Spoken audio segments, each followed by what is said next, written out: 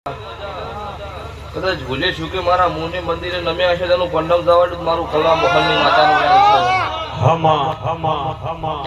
દેહની વસ્તી દેહના દુનિયાના દેરો દુનિયાનો મારી દેવીની વાત એક જ છે સ્વભાવવાળો પણ મોનો એની હું માતા છું જેનો તપાવતા આપણે ના તપુતો તો મારું માતાનું જાણશો